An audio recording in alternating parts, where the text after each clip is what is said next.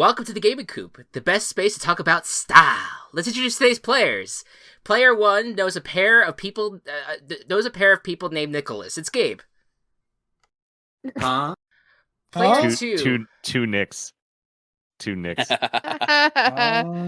Player 2. Now to introduce the one leading this colorful cast, it's Chris. Aw. Player 3. Do you know the Muffin Man? The Muffin Man, the Muffin Man. Yes, I know the Muffin Man who lives on Drury Lane. Well, she's married to the Muffin Man. The Muffin Man, the Muffin Man. She's married to the Muffin Man. It's Kelsey.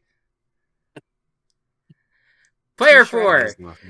Catch, battle, and train Walsh in the Gaming Coop region, a vast land filled with lakes, towering peaks, wastelands, small towns, and sprawling cities. Explore a wide open world at your own pace and traverse land, water, and air by riding on a form-shifting legendary Walshadon in Walsh Red and Matthewodon in Walsh Purple. Choose either Matt, Matthew, or Mathieu to be your first partner Walsh before setting off on your journey through the Gaming Coop. It's Walsh.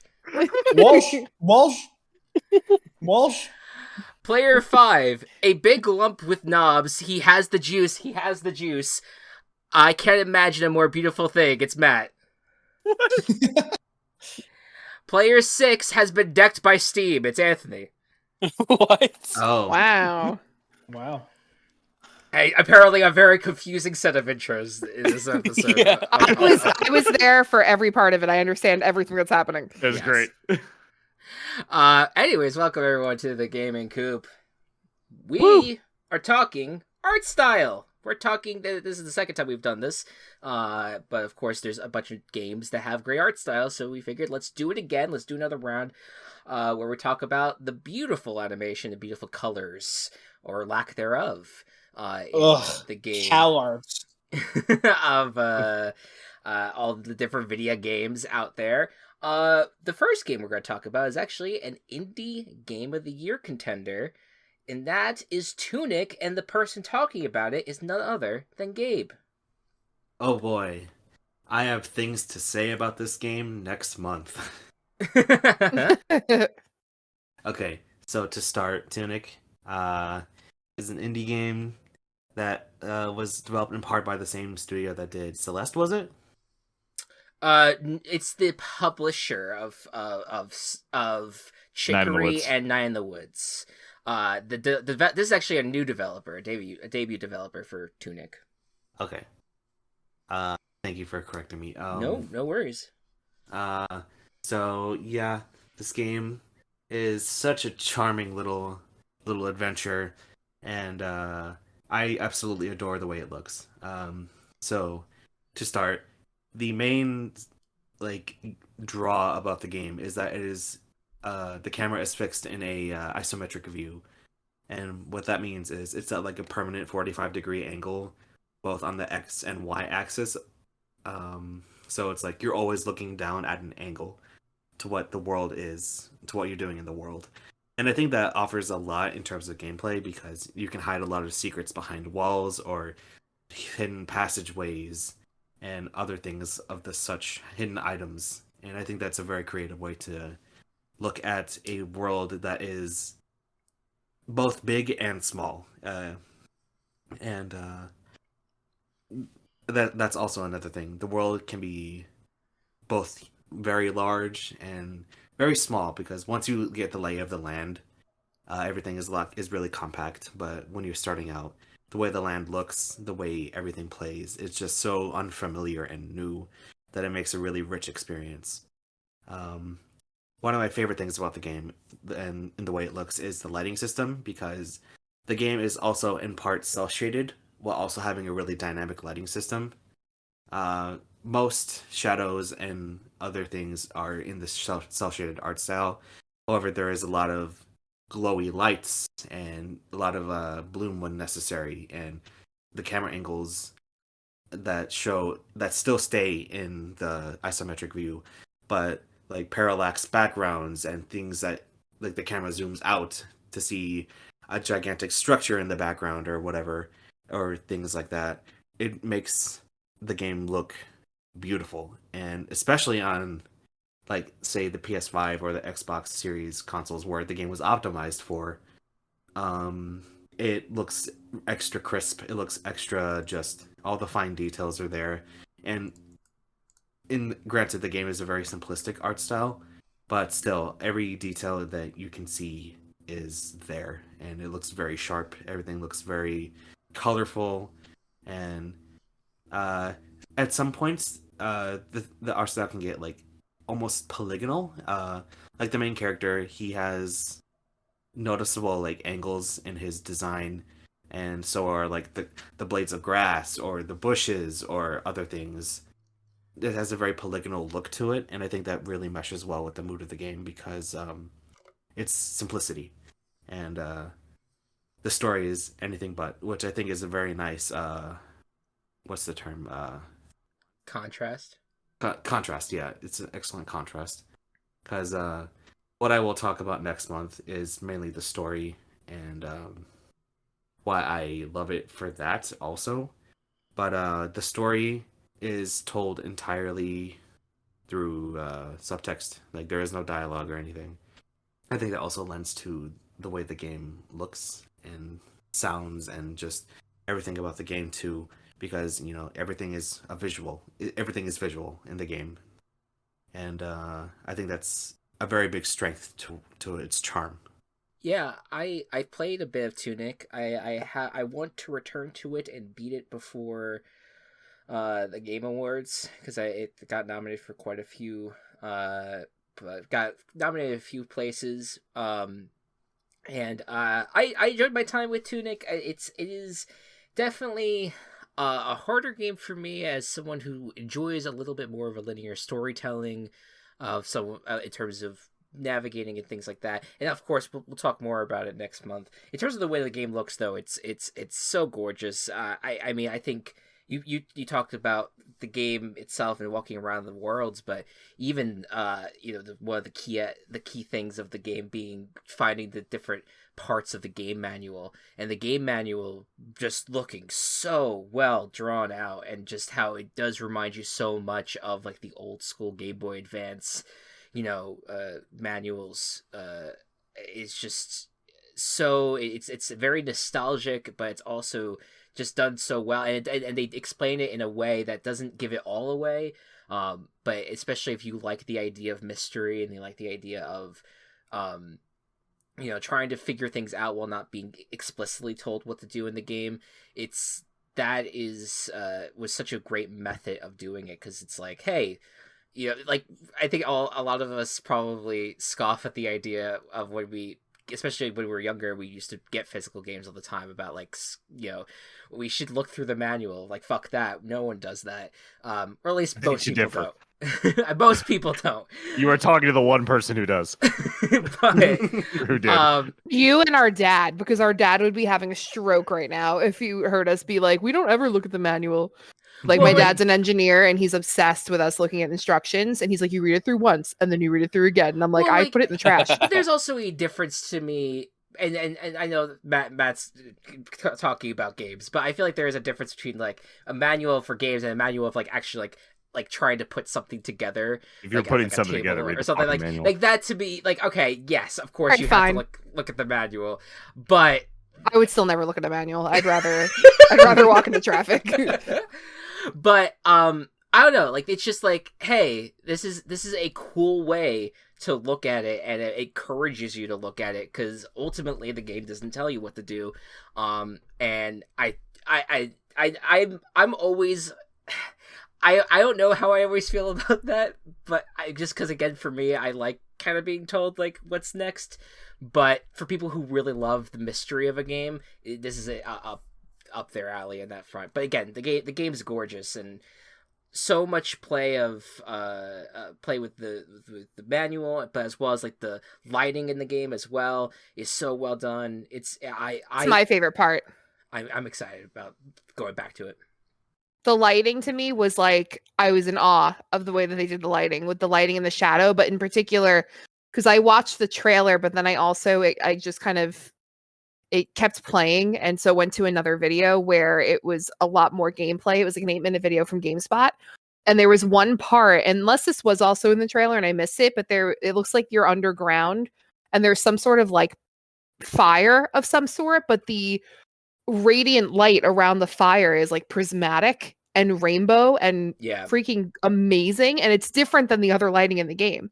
But it's like whoever did the lighting in the game studied the way that light moves because they emulated it perfectly, and it's so gorgeous. And that was definitely my biggest takeaway from it, was just, and the inside the manual, when I was forced to look at it, they are adorable. The way that they did the art style in the book compared to how you are actually playing the character. So very, very cute.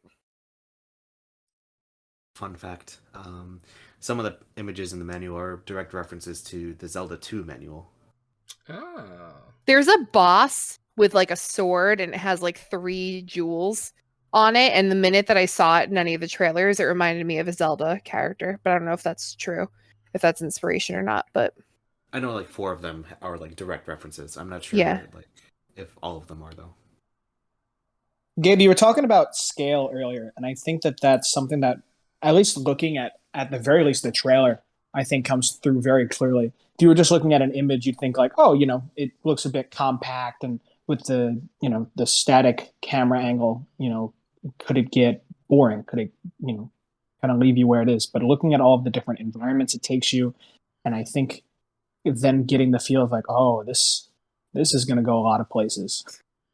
It just gives you the feeling that, like, even though it is compact, there is a lot to explore. I was like, it was almost worrying to me. I was like, this game's too pretty. I was getting like, I stopped looking at like where you were going or like where the character is going and what's happening. And I was like, oh, pretty colors. Yeah. With my like animal brain. Believe me, the game has so much more to it than just its pretty visuals. Yeah, like I think that's the thing too, is that like it is a gorgeous game, but it's also very simple, like you were talking about, Gabe, in terms of like being very like polygonal in nature, and like I don't know, it's just I feel like and it's crazy, like we're in an era of indie devs who are solo devs, and granted, like they're solo devs, but they do have like some people helping them, but mainly it's like one person who's doing a lot of this stuff, and it's just, we're in an era where we're getting some of the most talented people. They're just so creative and bring these creative visions to life, and not really even having a solid team around them. And just imagine, like, in future projects, seeing the work that they did on Tunic, like what could happen from there. Just from a visual standpoint alone, like it's just so impressive. Anyone else have anything to say about Tunic? Yeah, that game. trailer made it go on my must play list. I'm gonna play it through it soon, hopefully.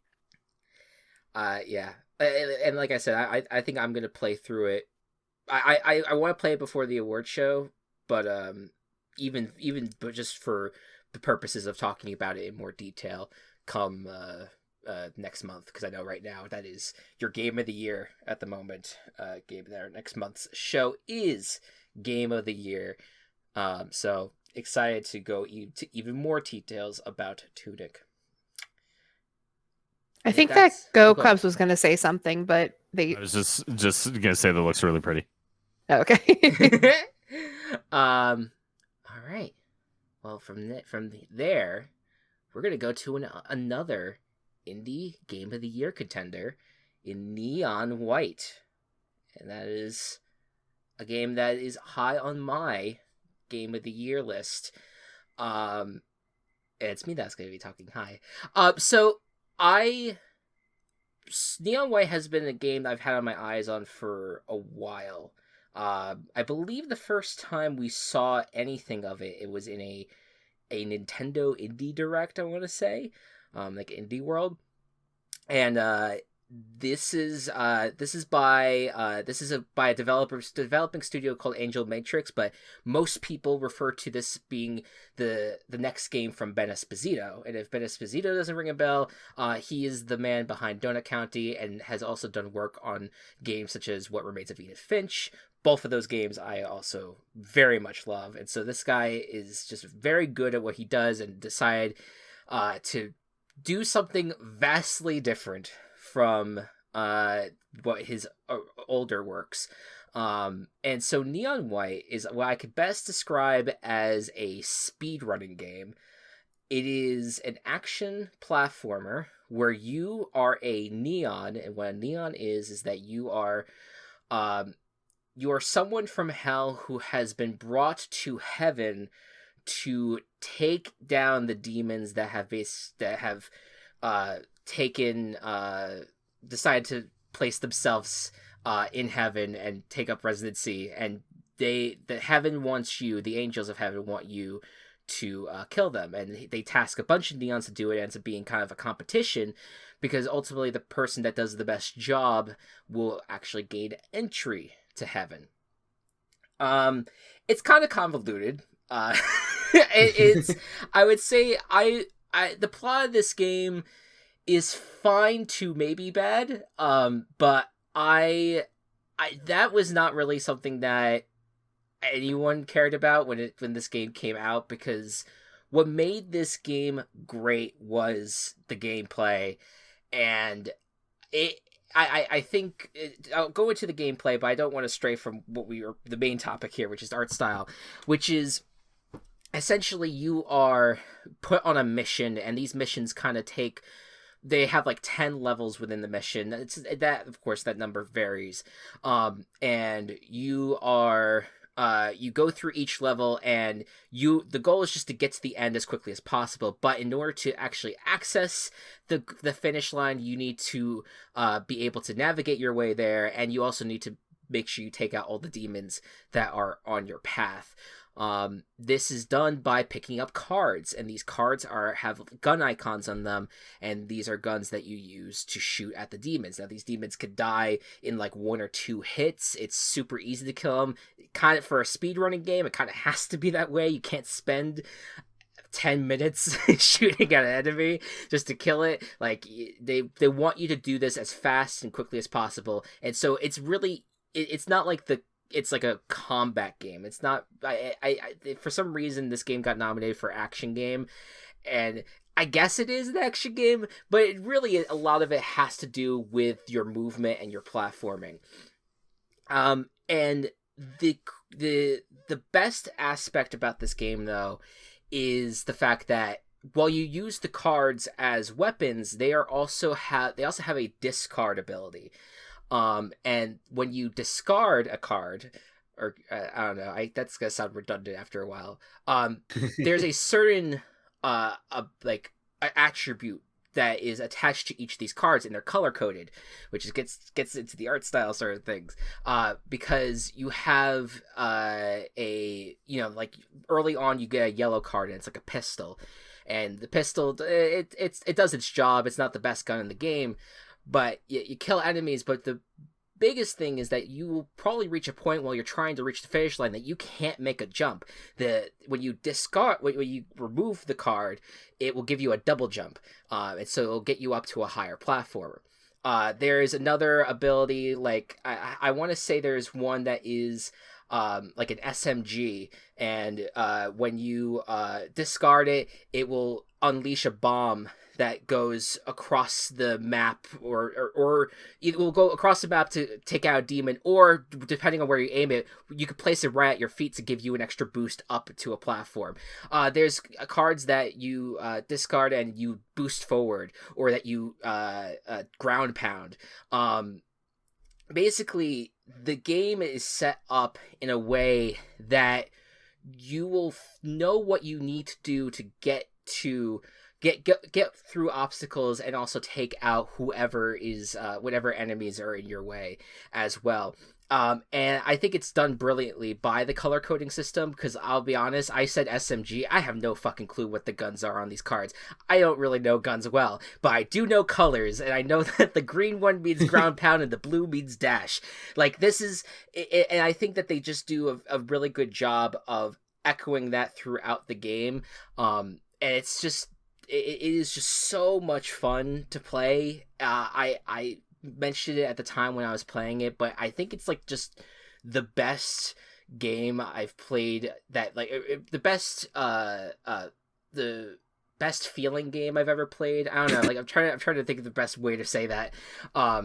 but like it just feels good to run around, take out demons quickly, and run to the finish line and accomplish just really cool moments using the tool set that you're given.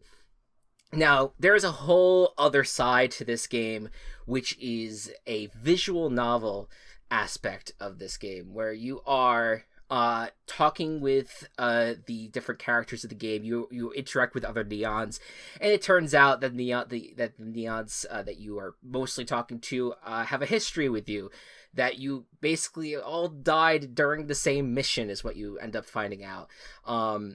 And you interact with each other. You can find gifts during levels, and those gifts are color coded so that way you know to give it to that person, and that will unlock special missions involving that character or themed after that character. And those levels are really cool because they are actually color coded based off of the character you're talking to. Such as, like, for example, Neon Violet is one of the characters, and she's like this sadistic little bundle of explosions. Essentially, she's just wild, and so she because that's her energy, when you do her secret missions, every single one of her missions are like set out to kill you the entire time, and so there's spikes everywhere. You are near death the entire time. You have to dodge everything on a consistent basis. It's a lot about like coordinating through a very scary level, and the whole world is also tinted a violet color because her name is Violet, and this is true for a lot of these characters as well. But it's just really interesting how much they lean into colors in this game, from the cards to the people themselves, and it's a way to kind of keep things, I guess, generic enough where we don't really need to get invested into the story, but it's also a way to help know what cards you want to use and know who exactly your like each color kind of represents like a different character in the game as well, and like their attitudes and their relationship with the main character as well. And I just love I as much as I didn't really love the story, I think the character designs in this game are really well done as well.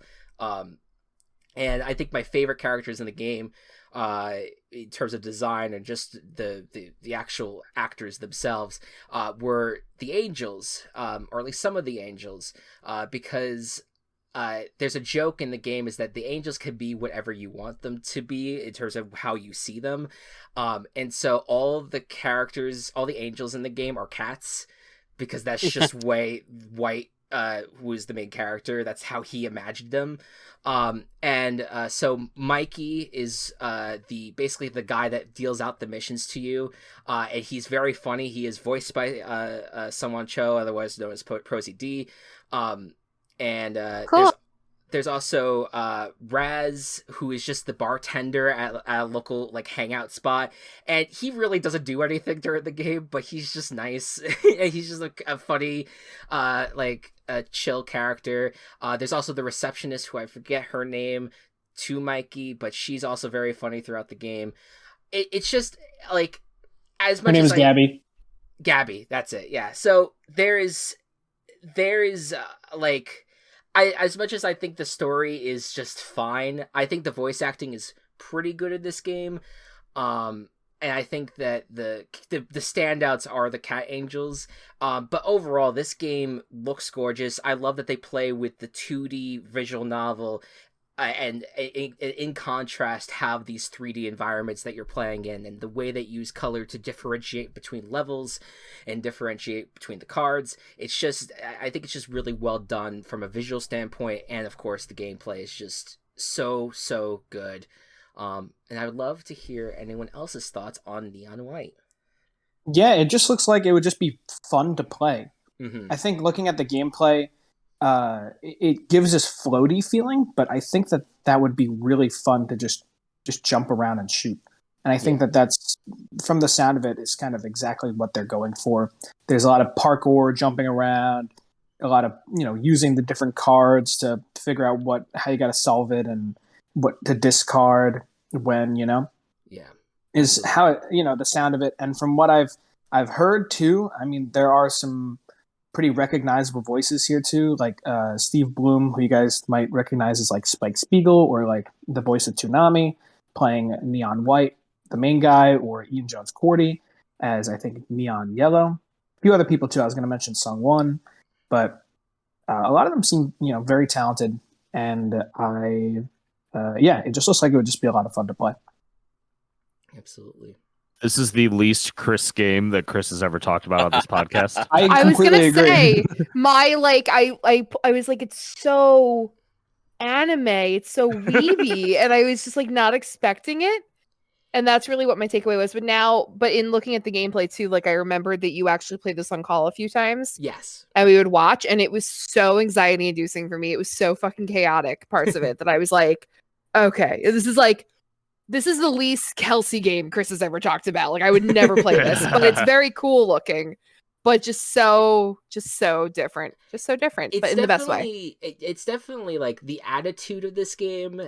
It's funny. And the art style is definitely, and some of the art style, like again, there's parts of it that I absolutely love, which is why I'm talking about it for this segment. But there's definitely things that are like, oh yeah, this is not necessarily my vibe. All the vibe comes from the platforming, Like, absolutely. That part is very you.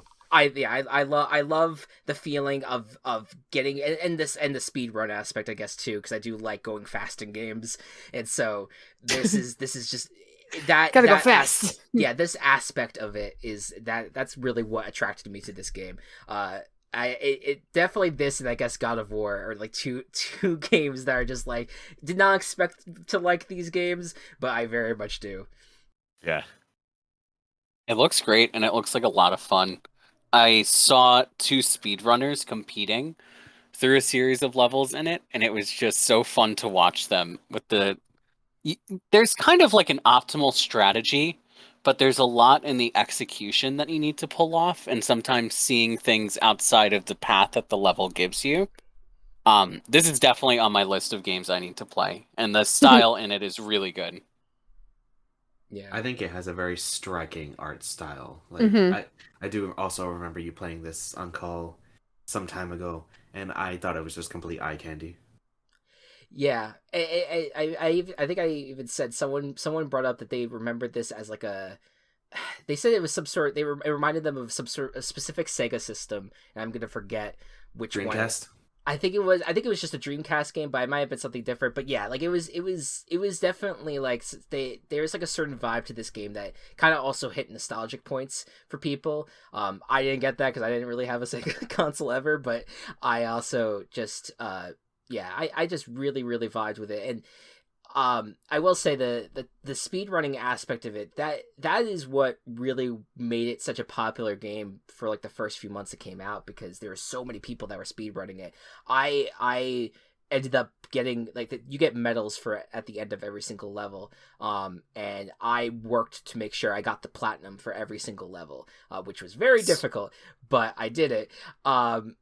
And it was, but like there's people who also go after there's secret dev times you can go after as well, and that gives you like a red medal. And yeah, people went hard on this game, and it's really impressive some of the shit that they pulled off. Just a really, really fun experience, and it's on PC and Switch. For people who like first person stuff, PC is always like, that's where I usually go. Like I would play on PC if it's a first person game, but I've heard the Switch port is actually very good.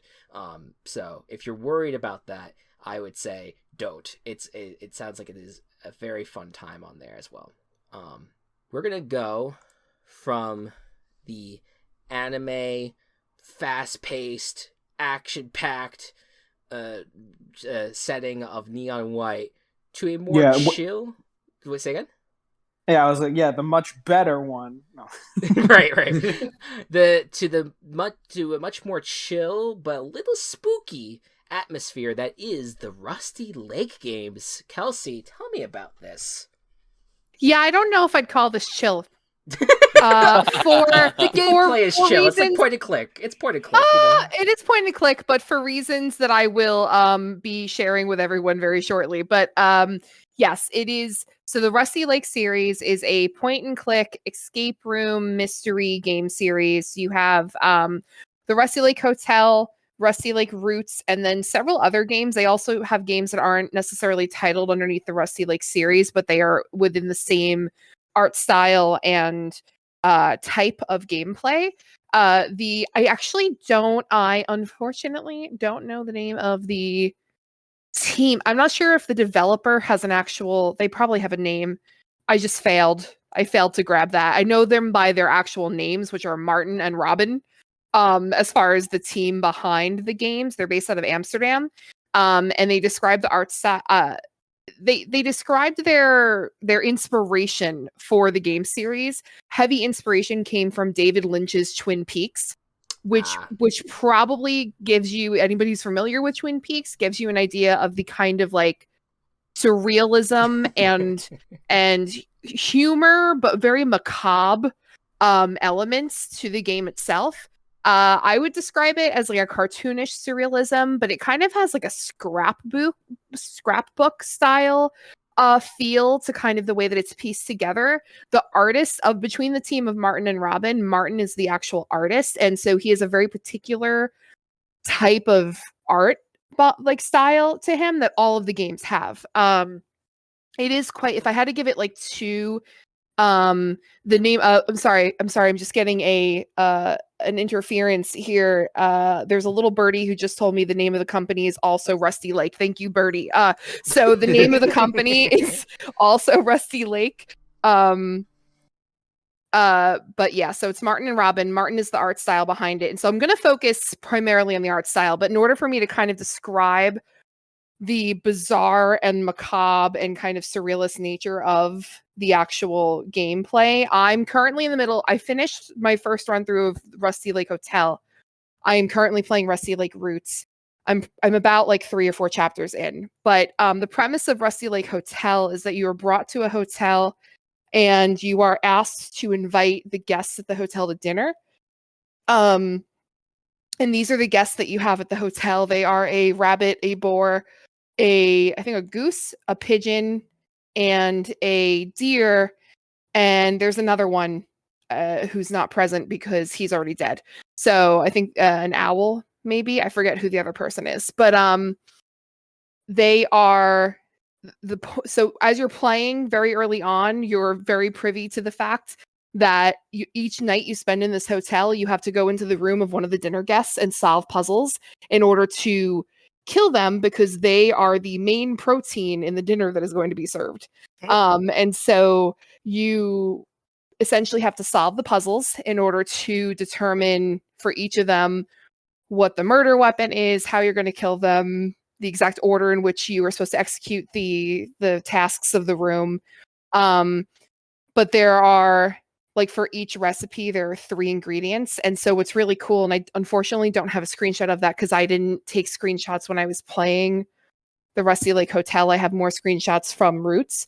But the recipe cards are very, like, delicately written and almost a little antiquated looking. And so it'll be like, tonight's dinner is rosemary venison. And so, like, the ingredients are that you have to get the venison, which is obviously from the deer guest, the rosemary, but then another ingredient will be like Cabernet Sauvignon or something, like some sort of other ingredient. And that's kind of a hidden thing. As long as you get at least 2 of the ingredients, you can kind of stop it. But if you want to get all 3 stars, you have to kind of figure out and manipulate your way around the hotel to find the last ingredient. So it's very fun, but very macabre. But the art style is unlike anything that I've actually played before. And very simple and yet so intricately done and fun. So for Roots, you are playing through a family tree, which is why it's called Rusty Lake Roots.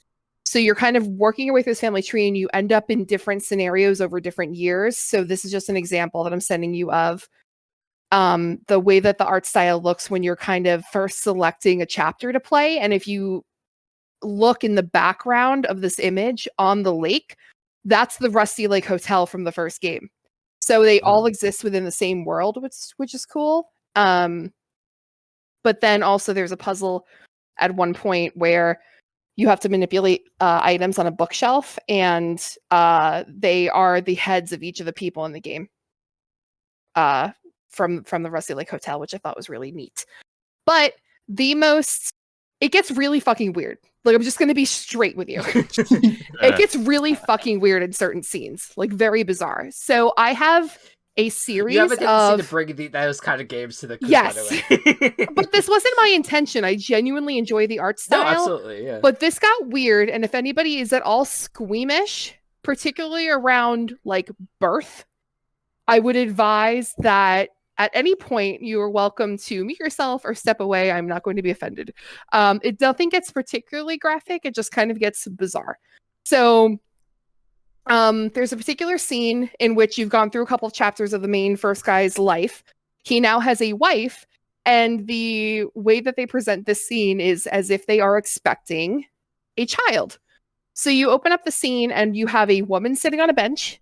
You have 3 empty cribs and a bunch of random crap in the room that I'm not even going to get into, except you absolutely get a spoon with birth potion on it and a scissor. So you were left to try and start to figure out what the hell to do.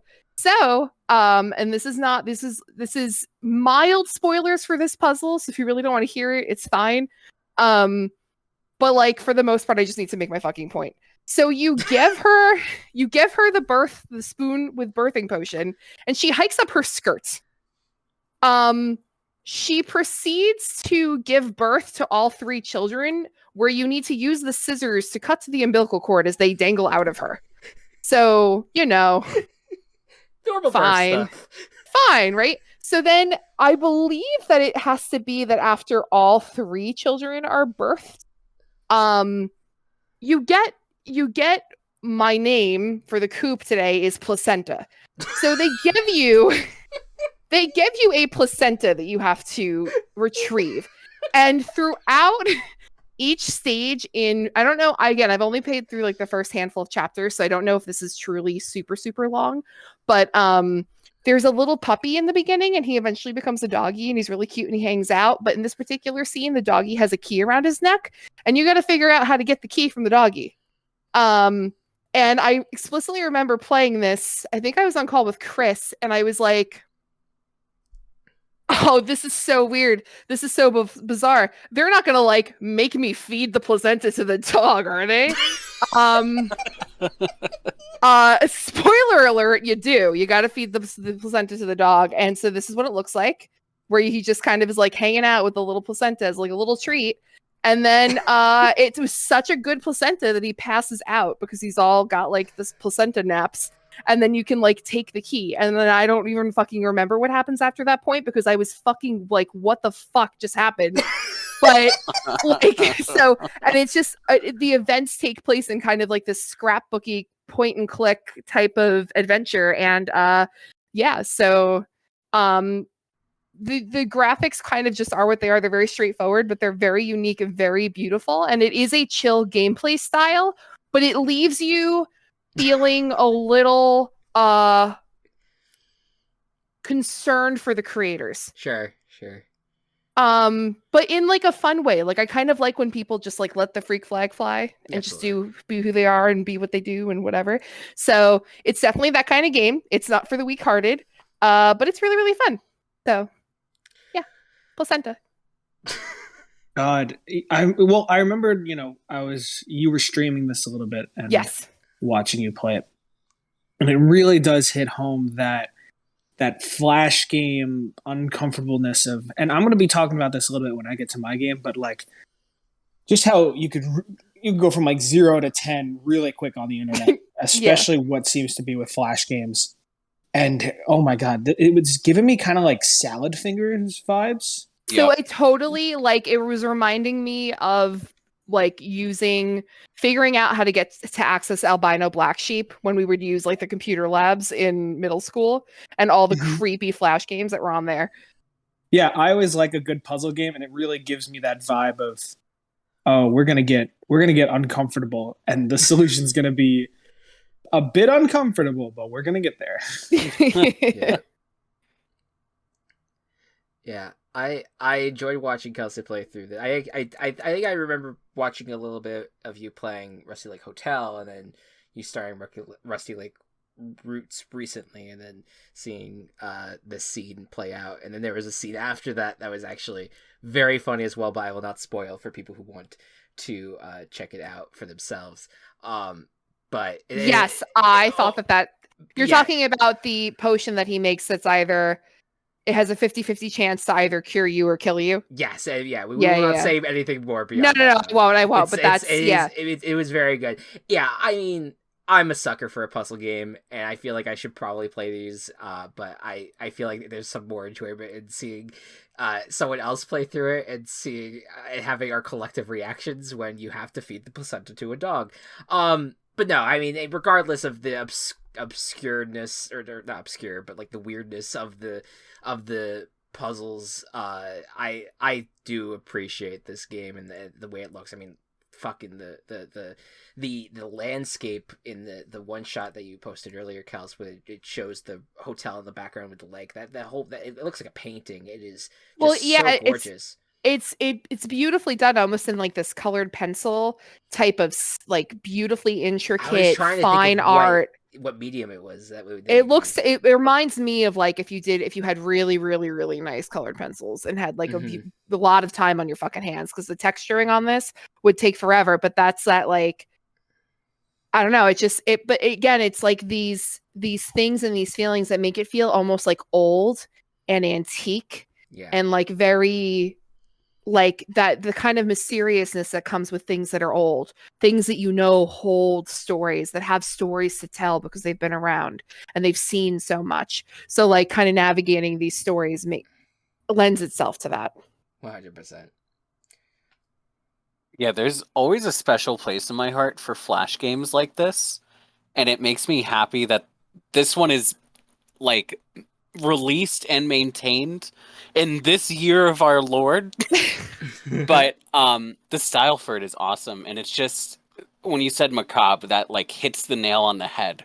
And it's a very beautiful game and a very dark game. And I watched somebody play through it, and I watched the secrets that they include in it, and there is just so much depth to this game that I really appreciate. Yeah, and just for time referencing, like Rusty Lake Hotel came out in 2015. Wow. And yeah, so we're talking like almost 10 years ago. So 2015 for Rusty Lake Hotel, and then each consecutive game has come out between then, and I think the most recent was Rusty Lake Paradise in 2018. I don't believe that they've come out with anything since then, which might be wrong. Nope, just kidding. There's a new one called Samsara Room that came out in 2020, which is from Rusty Lake and the Cube Escape series. So that's the most recent one. But yeah. Well, placenta's very rich in nutrients. It is. Oh. Yeah. But it is technically. It is actually technically very good for you. The dog went and lived a full life after eating that placenta. Yeah. He cured cancer. Oh, well, spoilers. Oh, sorry. Oh, damn it. I'm so sorry, guys. Spoiler. But there you go. God. Just such a strange game, but like, again, I love a good strange game. I think that I love that Steam especially is the one that houses a lot of these, and I'm like, oh, and these are like so cheap, these games. Yeah. Like so cheap. Like I think I bought Rusty Lake Hotel for maybe $2. Yeah. Maybe. And it had quite a few hours of gameplay, and it was very fun and very, very fulfilling. 100%. And I think you can buy the entirety of everything they've come out with for like $15 maybe. So hell yeah. Good time and a good dollar spent. There you go. All right. Now it's mid-seg time, motherfuckers. Woo! Yeah. All right. It's a weird energy, Chris. I don't know. Got a weird energy to the studio. So since we are talking art style, and we've done a little bit of drawing before, but I think let's take a different direction today. Is everybody ready? Okay. So no need for pencil or paper. Here's a link to a website. It's called Klecky. They're not sponsoring, but you guys can paint real easy. and do whatever you got to do. I have taken some. I could not decide on what I would have you guys draw. So I took a video game character, and then I had the predictive text on my phone write out a sentence. You are going to draw the picture that you are prescribed, and then you will send it to me, and then I will share each one with the group, and the group will have to try to figure out what is going on in the picture. Yes. Excellent. All right. I am sending them out now. Okay. In the meantime, though, as I send out that, and as we do our drawing, Chris? Yeah, let's send it to break. Hi, everyone. It's Chris, and I'm back once again to tell you all about Anchor. Anchor by Spotify has actually been the tool of choice for Team Chaos Productions since the moment we decided to get into podcasting. And the biggest reason for this is it's the easiest way to make a podcast with everything you need all in one place. Anchor has tools that allow you to record and edit your podcast right from your computer or even your phone. When hosting on Anchor, you can distribute your podcast on listening platforms like Spotify, but also Apple Podcasts and many more. And best of all, Anchor is free. You do not need to worry about any features being locked out to you. You can get it all if you just download the Anchor app or go to anchor.fm to get started. It's everything you need to make a podcast in one place. Happy podcasting. I'm Chris. And I'm Matt, and we're the Virtual Ball Boys. During the NFL season, we will talk about the games and headlines on everyone's minds. Plus, we give our predictions for the weeks ahead. In the offseason, we run our own fictional football league with tabletop gameplay mechanics. Like that, listen to the Virtual Ball Boys on Spotify or wherever you listen to podcasts, and we will see you on the show. Good night, and good ball.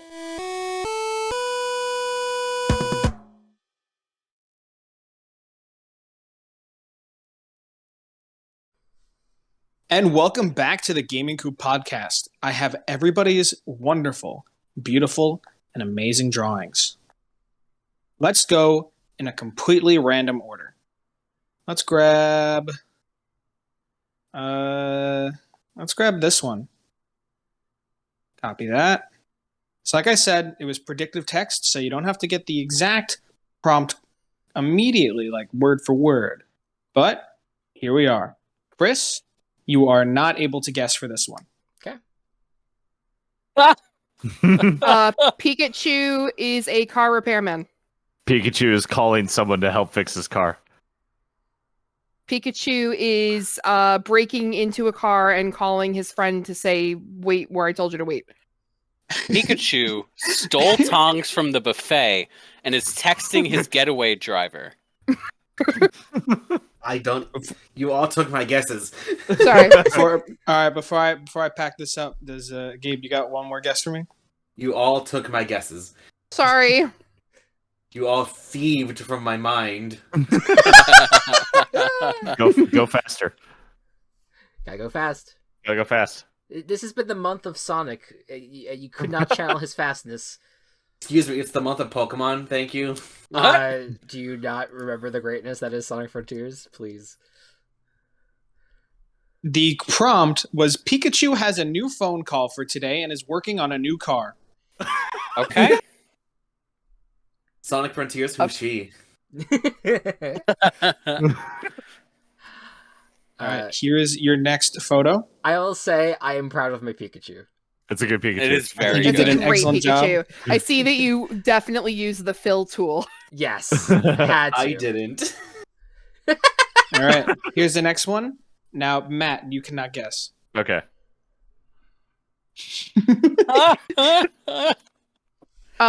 Mario and Luigi wake up to start their day, and Luigi is in a football league called the Tigers. I think that Mario and Luigi wake up to watch football. You know what? That's a really good one. Mario and Luigi wake up early in the morning and decide to play rock, paper, scissors to see who's allowed to wear the sports jersey today. And Luigi shit. Tori has an advantage. He won Mario? yesterday. I see. So he's still wearing it. Yeah. Mario is telling Luigi to wake up at 6:30, but he instead wants to wake up at 7, like his shirt says. Mario and Luigi are arguing over who changes Mario's poopy diaper today. Oh, He is looking a little lumpy. He is lumpy. I did draw him lumpy. The prompt was, Mario, good morning, bro. Good luck with the new team.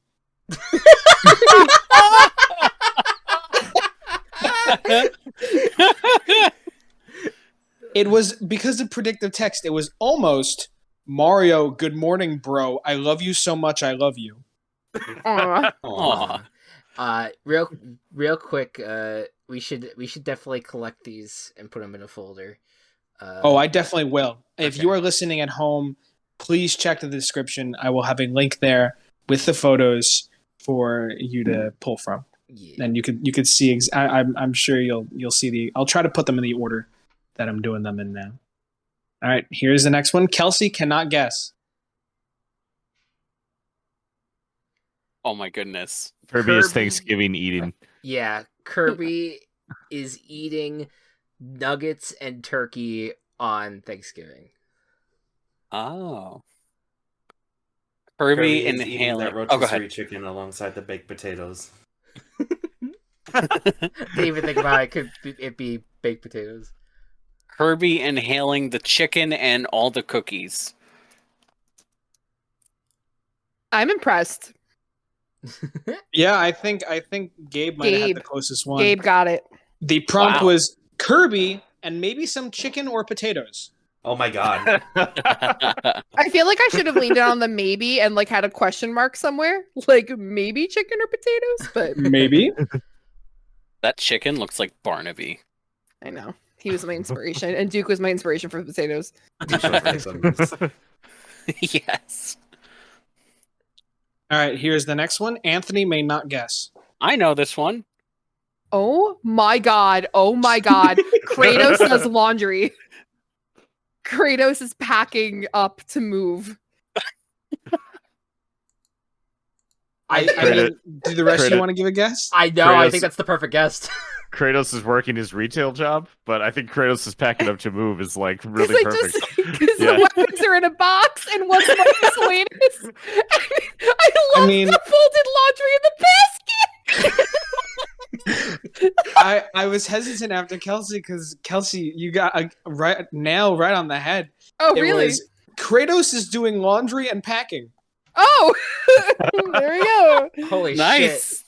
Anthony, I have to say that this was like That was very great. good. That's a Thank very you. good. You did Jeez. just enough details to make it very clear who it was. Like, Thank you. except I'm a little bit worried for that table. I gotta say, with the legs. It's like the Stardew Valley bed. He accidentally he pressed L3 and R3 by accident. Oh, you broke the table. Yeah, right. Wow, this is great. All right, here's my last one, which of course Gabe may not guess. And all right. Is Samus Samus praying? is praying for some soup. Yes, that's it. Samus is praying to soup. I don't think that's a cross. Samus is like, "Oh, broccoli cheddar, my lord and savior." I think that's a Christian cross. I think it's just a plus. Oh, Samus gains health from soup. Wait, are we sure? Because that's a Oh. praying position. That It is a praying praying. position, yeah. Unless he's Anthony? like worried and taking a minute. Samus is making penance with God for turning a Metroid into a soup. So what's funny here is that we all realize that in guessing these are things that Matt would have frequently typed in order because it says Pray predictive frequently? test. Well, it that depends. is actually pretty funny. So some of these things I would have to like maybe go against, and I'd add something new because I feel like most of the things was like insert character, good, yes, love you, you. yes, I love you. But the prompt was Samus goes to church and then maybe some soup. Hey, Go Cubs got it out of the gate. Wow. Not really. I mean, you said soup and praying, or True. Yeah. Yeah, something along I said those prey, lines. not I'll soup. gi- Yeah. I will give that to you. You guys did an excellent job. I'm very impressed, especially because of how wild some of these prompts were. That you guys were really able to get very close with them. Hell yeah. We're in the fucking Um, praying position. I just love it. That was the good. Samus praying is amazing to me. I just feel like we need to have this be a mid-seg more often. Everyone did such a It's good very job. good. Everybody is- did a They great job. did, And yeah. it was I like will not say- too long. The only sad thing is just that it is an audio an audio like it's audio, audio medium. medium. So Yeah. no one sees it in real time, but I don't care. hey, that's yes. As long as we're having fun, that's all that matters. Yeah, I that's will all that say matters. I may be bringing back the predictive text again, but maybe for something audio based. All right, all right. We'll Okay. see. All right. Well, Matt, or Walsh, you did a great job on your on the spit seg, but I'm also excited to learn about what game you're talking about. You're gonna also kind of go down the old school Flash games territory with Super Toss the Turtle. Tell me about it. Super Toss the Turtle. Oh fuck, guys! There's so much blood everywhere, guys. Oh my god. Really, actually. Jesus fucking Christ. Yeah, you're just fucking scrolling through what Flash games would be banned in your computer lab, and you're not on Newgrounds because Newgrounds is scary. So you're on some like crazy addicting games for cool math kids, and you're playing Toss the Turtle, and it's lit. You're tossing this turtle, you're throwing him, you're shooting him. He's hitting spikes, he's hitting Goombas. You're updating your cannon, you're upgrading your gun, you give him a jetpack, seeing how far you can toss that turtle. And now, on iOS and Android, Super Toss the Turtle. And they've gone and they've added just a whole bunch more characters, whole bunch of extra stuff. I will say, as a mobile game, very, very few ads. Only if you want to be like, hey, you want to get some extra, I don't know, turtle shells so that you can get another character sooner, watch this ad. But it's not like other mobile games where, let's say, you die or, I don't know, you're not moving for 2 seconds and then they try to hit you with an ad. You finish a level. Yeah, you finish a level and then it tries to hit you with an ad. Like, you really, really only feels like, you watch an ad if you want to, which I think is really, really saying something. Especially because this game I played a few years ago on iPhone. And then I remembered it again for this. Because there's something about the creator of this game, Gonzo, or Gonzo SSM. His art style is so just immediately recognizable. And I think I wanted to have a warning for you guys when going in. And, we've talked about very, gory or bloody games before, but there is just something about his art style that is so, like, vitriol, as well as, like overly detailed at times, where it's like, what the fuck is going, like, what am I looking at? And I will say, too, the creator, I do think, tends to lean very much, if you've seen a lot of his like Flash animations, which I definitely grew up watching as a kid. They do lean very much into, the joke is that they are buff. The joke is that they are, there's gore and violence, and then leaning into, let's say, racial stereotypes or, I don't know, I'm going to rape this creeper in the ass because, whoa, that's the shocking, dark humor. I wanted to say, too, that, as for the creator, I am not, I guess, too big on it very much is that kind of shocking 13-year-old kind of Newgrounds humor that, because I think that if I really had to say so, at least in my mind, he's one of the creators that I think really comes to mind when I think of Newgrounds. I think Toss the Turtle was very big. I don't know. I'm a fucking white guy, and I don't have much to say. I think there's been some discourse about people saying, like, in terms of how he shows different racial stereotypes in his cartoons. He's Mexican American. I'm a white guy. That's not my place to, really put my 2 cents in there. But I just wanted to mention it as a part of the discourse around that artist, and we're talking about art styles today. Mm-hmm. As for the art style itself, though, it's one that just immediately is going to stick with me forever, just burned into my mind as a child. And I think that it has just this huge energy of nostalgia to it. I think that a lot of people who grew up with Newgrounds or grew up with Flash games could recognize, if not the game, then that kind of style of drawing and be like, oh shit, it's that guy. And I think that it really sticks with you and it makes the game just a lot more fun in all of its over-the-top goriness. Sorry, I brought the mood down a little bit there in the middle, but still felt like I wanted to mention it. Sure, no, absolutely. Anyone have early thoughts on Super Toss the Turtle? Yeah, I'm super curious on like if anybody was like, I did not know about this guy or this style or any of this. I did. I am familiar with Gonzo SSM. Yeah, his repertoire is not the most I guess Safe for work. yeah. I also have played Toss the Turtle and Super Toss the Turtle. I think the game is pretty like you said, it's very like recognizable. So I don't necessarily think it's recognizable in a good way because I find this art style to be very off-putting at times. But like you said, it is recognizable, and I won't fault it for that because it may be a cool art style to some people and the such. Yeah, I kind of wanted to talk about it for art style because I was like, I kind of like how like over the top it is, but I definitely can immediately feel that probably isn't for everybody. Yeah, I like the like. I think it's a really interesting cartoon art style of like it's kind of almost has like a shine to it weirdly of like it looks hand drawn and it looks like it has like this extra coat to it that makes it like pop a little bit more. It is definitely a weirder art style. I feel like I recognize it from somewhere else. It reminds me of Angry Birds. Well, definitely the gameplay reminds me of Angry Birds a lot.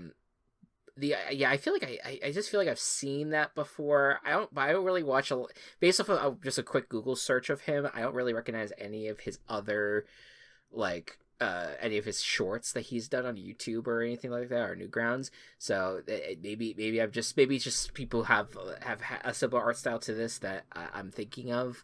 But yeah, I don't think this looks ugly.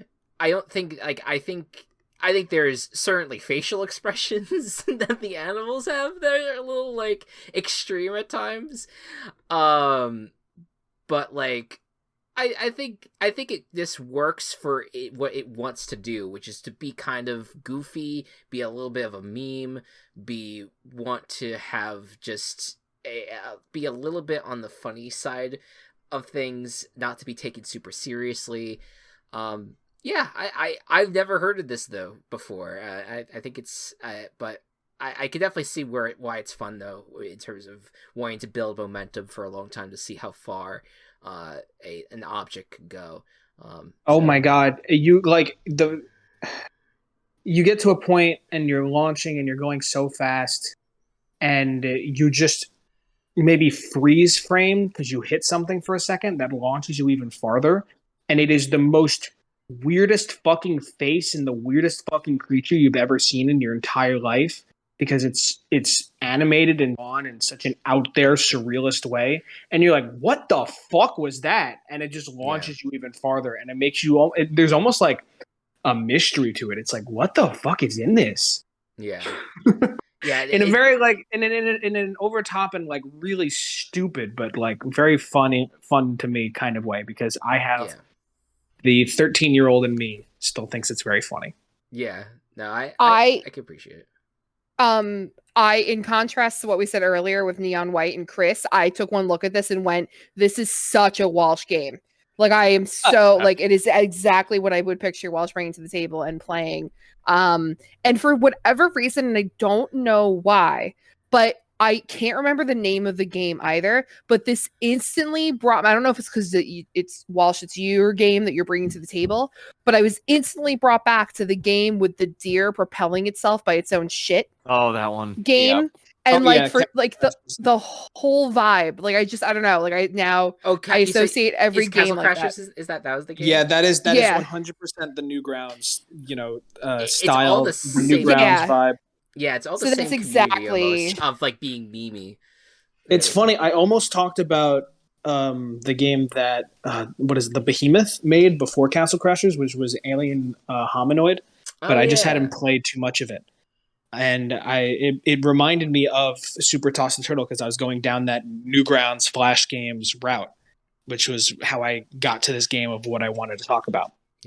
You, by the way, sidetrack, but do you know that they're making, I think, a sequel to Alien Hominoid Behemoth? Oh, that's awesome. I haven't played it too much myself, but I think that's their next game. I could double check. I just saw it the other day. I was just like, oh, I should let Walsh know about that. Yeah, it's definitely definitely the edgy humor of Newgrounds, which is kind of why Newgrounds and all that kind of stuff hasn't always appealed to me. But I understand that era of animation and the internet. I know that is very much still for a lot of people. They feel like that is one of the best parts of the internet was that era of Newgrounds and the animation that came out of it, which was not all like terrible. Like there was some great highlights from that time. So yeah. That very interesting game, Super Toss the Turtle, and I definitely think it would be something that I'd get into, but I don't tend to play a lot of games on mobile, so it is so hard for me to not go all in to pitch like, dude, you just like download it. Like I think that I have a lot of trouble. Like, okay, I'm going to sit down, spend this amount of time playing this game, sit at my console, sit at my computer. And I don't know. I'm just like, dude, it's free. It doesn't slap you with apps every 2 seconds. Right. But I don't know. I wanted to say it was so funny because we were talking about like on brand, and I kept Kelsey, you asked me a question like days ago that about like what is my brand, and like it like kept like echoing through my head, and you were like, oh, what's like a movie or something that I like that may not immediately seem like is my brand to me, and I'm like, what is my brand? Gabe started that questioning line. I want him to have credit. That was something he brought to the table, I believe. Yeah. Oh, okay. Because I was like, what isn't my brand? And I was like, I don't know. I feel like I'm the fucking like off the wall clown, I guess, but I'm but I'm actually like that's not like wrong. Like I think that you're right. Said lovingly, like no, I love you. I thought you're gonna be like, oh, that's not it. You're not a fucking clown. Matt. I see what Kelsey's saying though. Like it is like you enjoy having fun and like these like silly games, and I think this is another one of those like silly games that it's easy to enjoy, and clowns are silly. Like I get it. I don't think it was meant. But I think I was a little bit like, I feel like I'm like all over the fucking place, and I'm like, what's not on brand?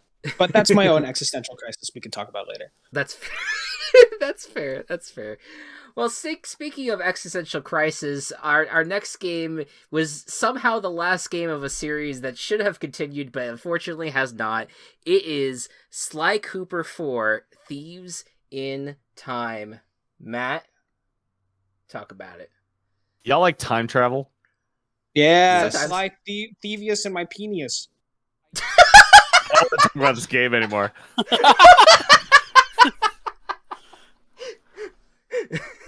Anthony, I used to like time travel, and I like it in the future too. God damn it. Okay. All right, fine. Anyway, so Sly Cooper Thieves in Time was the first game outside of the original Sly trilogy. It was not developed by Sucker Punch. It was instead developed by Sanzaro Games. The only other title of note that I think Sanzaro is known for is Sonic Boom for the 3DS. So not a great studio like track record wise, Sure. but I think they did a pretty good job with this game, honestly. The game has kind of two things that I want to touch on. The first are the 2D art style cutscenes, which are beautifully animated, and it's a lot where a lot of the exposition of the game happens. The video I linked is the completionist review, so you'll have to like skip through it. But I thought it gave like just a good like smattering of all the different types of cutscenes. The 2D art style is really really solid, and like I said, where most of the story in between things happens, and I just really think it's well animated. Then there's the 3D stuff, which a lot of people don't like the redesigns as much. I can kind of see that. Carmelita looks a little bit weird, so does Murray, but I think Sly and Bentley look great. And you kind of get used to Carmelita's thing or appearance. And then all of Sly's ancestors, because the premise of the game is you go back in time to like kind of help out Sly's ancestors at different points in history in different places in the world, which is a really cool idea for a thing. And I just really like how the characters are designed, and it's a very cool almost like comic book art style, which the Sly series has always done. But this game being on the PS3 as opposed to the PS2, I think just really, really adds to the game's visual strength as a whole. And the improved HUD displays have like a little bit of character for like when you change outfits as Sly, or when you've got the attention of the guards or whatever. Just all around very, very, very stylish. I like it a lot. Yeah, it looks great. I mean the especially the 2D cutscenes look awesome. But even just I don't know, there's something about an not old school, but like PS2, PS3 era platformer that's just like it gives you those good feels of like, oh, I love it, just exploring the space, collecting things, living in it. I do want to note, you mentioned that they made Sonic Boom. That it turns out they actually made the two good Sonic Boom games. Okay, cool. Which was not the one that was the trash fire. Not the big red button. No. They made the two ones on the 3DS, which I mean, I say good. They were probably fine, good, but they weren't broken like the Rise of Lyric one. Right. But no. Regardless, though, it's. The only thing I always think about with Sly when we talk about Sly, Matt, it's just like, man, they really did reboot the series. I understand like there is a saturation maybe a little bit with PlayStation where they have Ratchet and they now have Astrobot, and so like maybe they're platformered out, but I really think that you're going to get a lot of people who really enjoy these games, and I think this is this is the.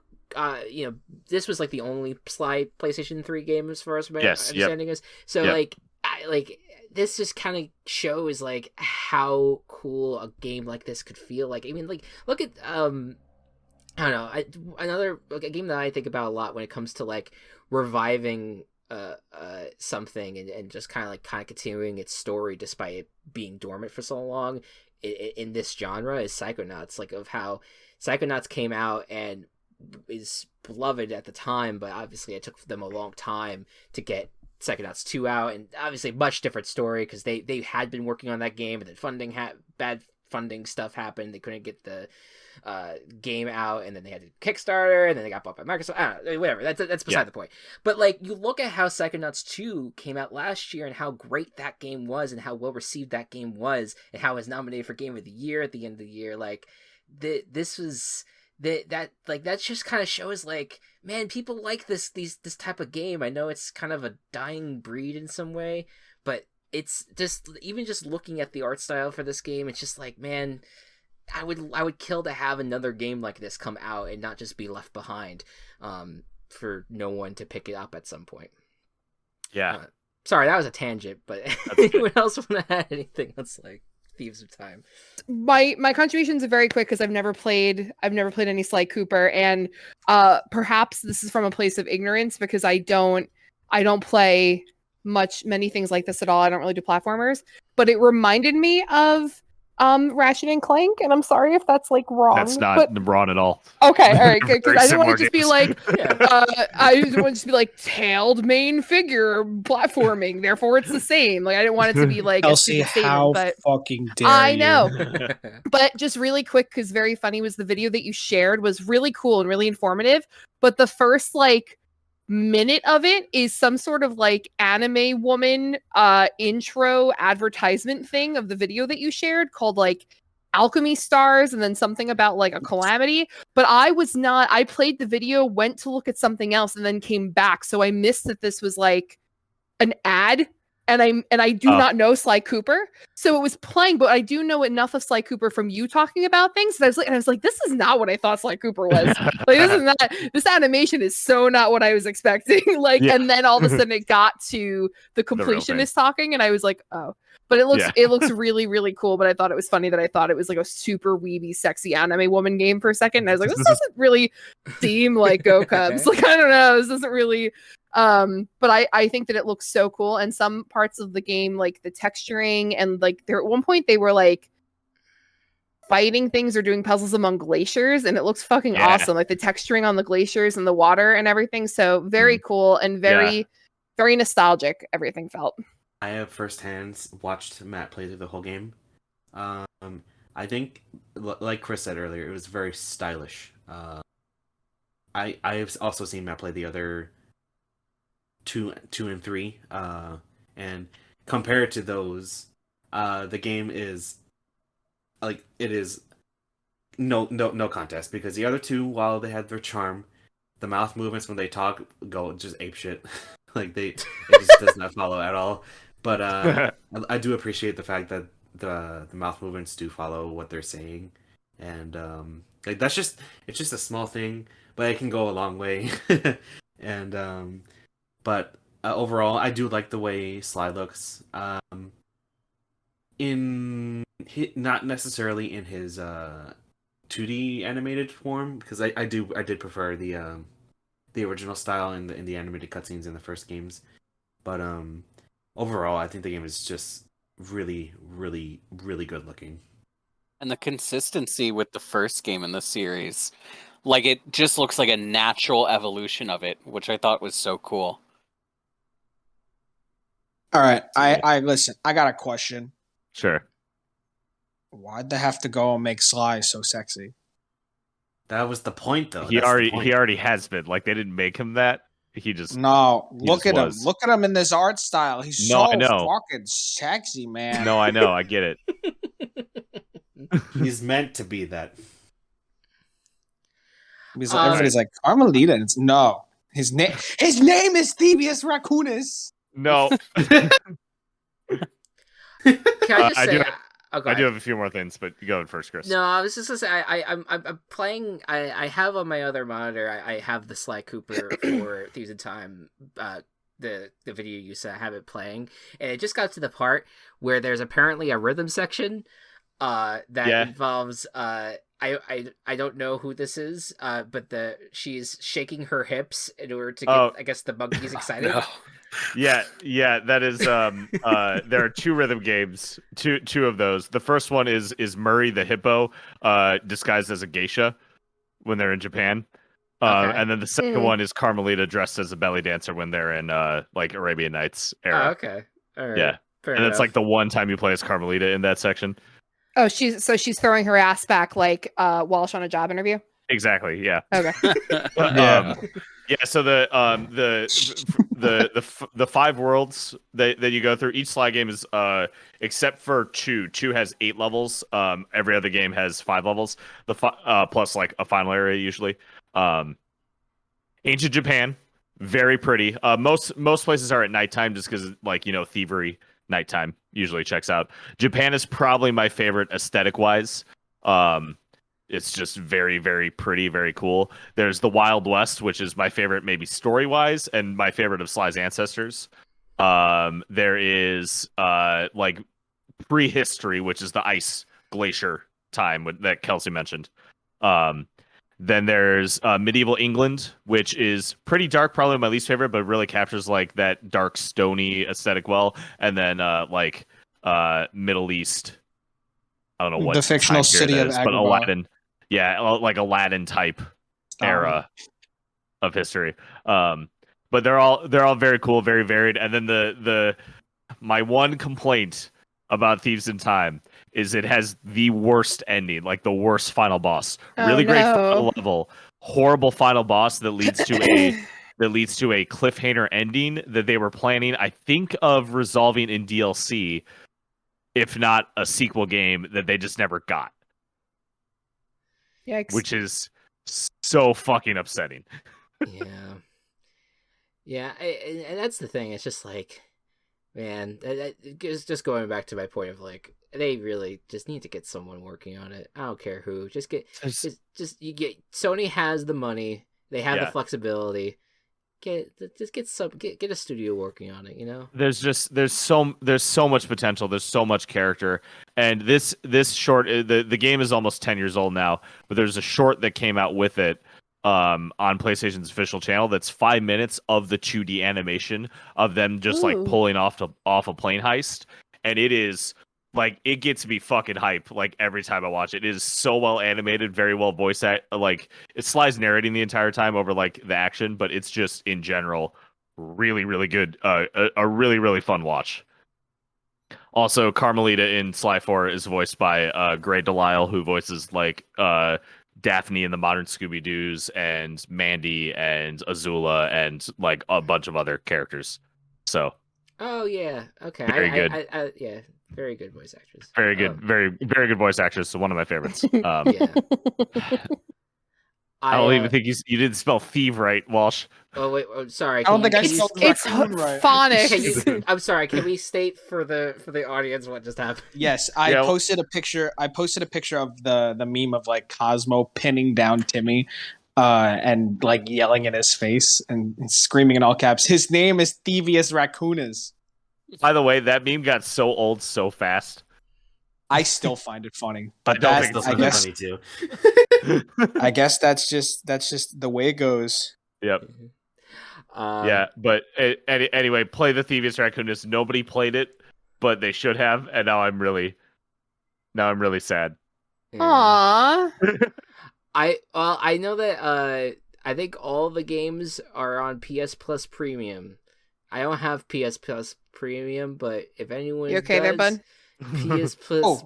Chris, have you been hitting the sauce between segments? Are you goated with it? Anyways, I actually played it a little bit through the PS Plus Premium because I was like, I'm gonna use the Skylar was like, you gotta play it, and so we were like, let's get the free trial and we'll play it. And then my Wi-Fi would never fucking work and it would never fucking connect. But actually, no, sorry, it would, and we'd get like a few levels in, and then it'd be like, oh, sorry, the Wi-Fi is not working. Oh my god! Why do they do that? Why do they do that? Just to have it downloadable. Listen, it could have just been my Wi-Fi, but like, just let me download it.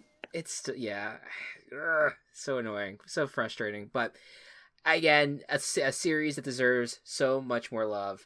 And the thing I love about it so much is that it's so colorful. Unlike our next game, which is about the lack of colors. Good transition. That was a good transition. Discolored. And Anthony, this is how we'll be concluding the Gaming Coop. What is Discolored? Wait, all right. Anthony, what is Discord Lorded? That is what Kelsey did to my game title in the Gaming Coop doc. I will not stand for this unfounded slander. Maybe you shouldn't do it, and then we won't accuse you. You got off easy this week, for the record. I mean, Kelsey, if you want, we can go and check the edit history. Go ahead, go check the edit history. You'll see how many times you wrote the word turkey in the parking lot. Sorry, Walsh, what were you saying? So we have a little cursor parking lot in the document we all use. That's what they're referring to. I said, the sad part is I didn't even realize that it was spelled wrong. I was like, oh, I'm just gonna say it funny. Good lord. Yeah. I was like, Sorry. yeah, that's a You know what? my fucking dumbass was like, yeah, that says discolored. I will never mess with the document ever again, and you all have a lot less funnies leading up to the coop. No, keep messing with the document. No, I've, yeah, I I've, appreciate I've it. never said stop. Clearly, there's a lot more anger around it. Than Actually, I thought. Anthony, I'm so sorry. I'm going to just say one more thing, and then you're going to have the complete floor for your segment uninterrupted. Earlier, Chris, I reposted the document, and I was going to go in and fuck with everything really bad. And Chris also entered the document, and he was sitting there, and I was just sitting there, and he was just sitting there, and I just saw the little Team Chaos in the corner, and I was like, I was going to fuck with it, but I feel like he's babysitting me. Like I feel like I'm being watched. Like he's waiting for me to like start fucking with things, and he's going to call me out. So then I made the cursor parking lot to make it look like I was just in there for other reasons. And then I wrote to him a messenger, and I was like, "Are you babysitting me?" And he was like, "No, Kelsey, I'm looking at the media. Like that's what the doc's for. Like I'm looking at the videos." And I was like, "Oh, okay." And then he left, and then I fucked with everything. And then I was like, "All right, I'm done. Go ahead." So if he was babysitting me, he was right for it. but then I was like, "All right, you can go back in. I'm done." I had my own agenda. I know. All right, now Anthony has the floor to close us out. I wrote, because she messed with my game title, I wrote the word fuck in the parking lot. She's like, "You vandalized the document? Well, I vandalized your parking lot." And then I went and looked at it. It just said fuck in big bold letters in the middle. All right. So before I start talking about Discolored, I want to define liminal space for everybody here. The aesthetic known as liminal space is a location which is a transition between two other locations or states of being. Typically, these are abandoned and oftentimes empty, such as a mall at 4 a.m. or a school hallway during summer. This makes it feel frozen and slightly unsettling, but also familiar to our minds. The word liminal is derived from the Latin word limen, meaning threshold. The concept of a liminal space encompasses physical spaces that, due to their function, are transitional. And it relates to the unique feelings of eeriness, nostalgia, and the apprehension people report when presented with these locations outside of their usual context. So, for me, I really love and appreciate liminal spaces. And I also really fucking love the Twilight Zone. And They're gonna say the Twilight series.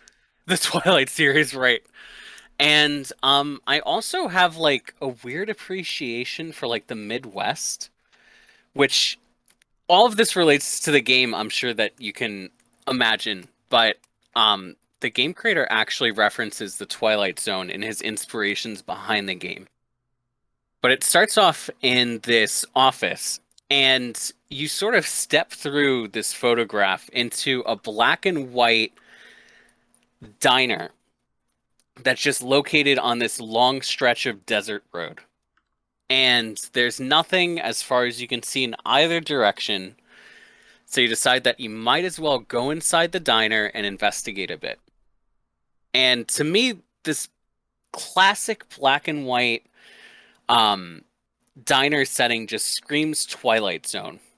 And I'm so for it. But as you investigate and you play around with things, you start to notice that there are spots that have color to them. And if you find the corresponding colored gem, you restore that color to the world. So you start off with green, and you see plants come to life, and, you know, the green appear in the wallpaper or in the neon light outside. And as you explore and play around with this world, eventually you uncover blue, and there's sometimes a spot where you need to unslot a color to unlock something. And there are items you can only pick up if you've inserted their color. And then once you deselect the color again, they just become these blurry manifestations in your inventory that you can't touch. But the way that the game plays with lighting and shading and shadows and these colors is just so amazing and so remarkable to me. It has this really old feel to it. And, obviously we're talking about the visuals, but the soundtrack to it too evokes so many feelings the same way that its color palette does. And I'm just amazed and entranced by it.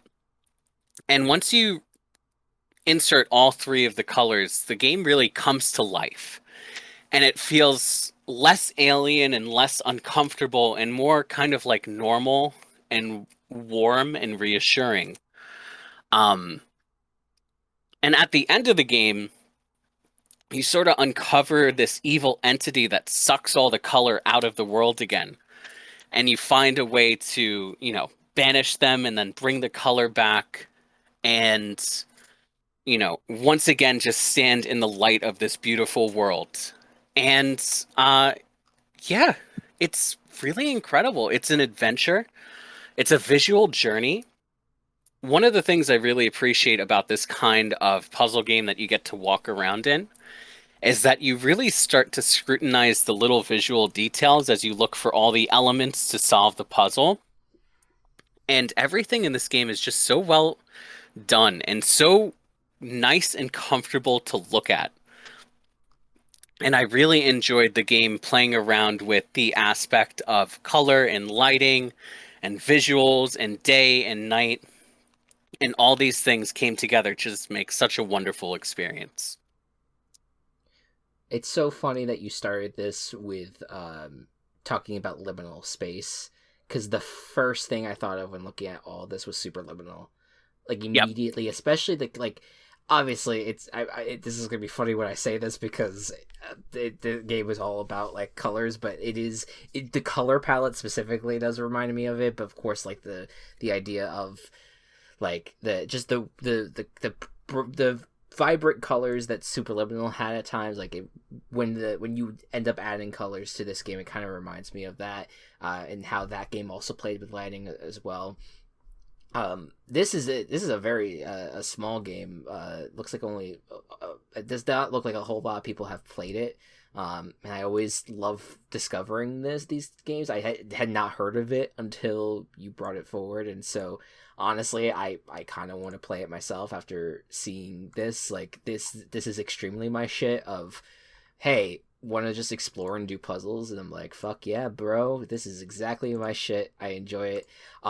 It looks great. It looks like it would be a lot of fun to go deep dive into, and it's like right up my alley of the kind of game it wants that it is, and I can't wait to download it at some point. Yeah, I mean, it's on sale right now on Steam for $3, but if you have Apple Arcade, it's on Apple Arcade. Okay. It is a very short game, and the puzzles can be a bit obtuse. They do have a hint system in game. I will say, on the basis of puzzle solving and like the logic that goes into puzzles, it's not one of my favorite puzzle games. Sure. But I think that the mood that it gives you is extremely unique. And these other aspects that kind of give you the experience of the game more than make up for the puzzle shortcomings, in my opinion. I like games like you compare it to Superliminal, and I think that, when a game can take a really simple idea and just completely expand on that idea, whether it be playing with size, whether it be playing with color, to create what it sounds like, to creating atmospheres that work very well. I think that it just, leans all the way into color and leans all the way into creating that atmosphere in that space. And it sounds like it does a very good job. Yeah, I mean, something that I really like is that, like, let's say you plug in a color, all of a sudden things that were not there before, they were literally invisible because the color did not exist in the world. And that comes up a few different times as you go through the game, or items appear or become relevant, or you'll put in a color and it'll be like, oh wow, this item just popped with that color. I guess I can use it now. It really is a puzzle mechanic, not just a visual mechanic, which I appreciate. Looks like they're actually coming out with a sequel next year. So that's cool. Yes, they are, and there is a demo that you can download. I was just gonna say it looks really, really cool, and this again is like, oh, this game is so you or so not you. This is so Anthony. Like this is very on brand. Yeah, like legitimately one of my favorite Twilight Zone episodes takes place in an old-timey diner. Yeah, that's definitely Anthony Cooper, actually. Oh, which one is that? It's the one where One that takes place in the. it's there's a bus full of people, and when they arrive at the diner, these police show up and they're like, there's an alien crash nearby, and there are more people that arrived at the diner from the bus than had originally boarded the bus, and they spend the episode trying to figure out who the alien is. Yeah, you told me about this a while ago. I was thinking of the one for a second that had like the little like fortune teller thing in it. Yes, that one too. It's been a while. But yeah, yeah. From the sound, I remember the fortune teller one, but not the other one. But yeah. Yeah. Well, yeah, it looks delightful, and I've definitely played quite a few obtuse puzzle games, but there's also like, I don't know, if you tell a good story, I'm out here for it. I'm looking at you, Grim Fandango. Fucking love you. Anyways, yeah. We love you, Chris. Oh, thank you, Grim Fandango. So, if does anyone else have anything else to say about Discolored? Then we shall end the podcast. Go on to the mid segment. Go on mid-second. Thank you. Oh, we're in a loop. We're time traveling. Segment No. 2. So next month is Game of the Year. All right. So Holy shit! this is basically our chance to talk about your most favorite thing that you played this year. It doesn't have to be a game that came out this year. It could just be a game that you love very much that you played in the year 2022. There's a part of me, I said from the beginning, the Gaming Coop is just something that's like chill and want to hang out, we want to discussions. There's a part of me that wants to award a Game of the Year as a podcast. I just don't think that's going to be possible, but it would require all of us to play the games. Yeah. I was play the thinking same like doing games. like a ranking system. Yeah, just like everyone has a little list. I don't know. It's just that is just my little dream that won't come to fruition, but that's fine. I don't need we don't need to have everyone play every game. But I'm excited to hear what everyone was super excited about this year. We already have a tease that Tunic will get involved in some way, but excited to hear about everyone else as well. But thank you all so much for listening. Game on. The Gaming Coop is brought to you by Team Chaos Productions. Follow us on Twitter at The Gaming Coop, or follow our other work at Team Chaos Pods.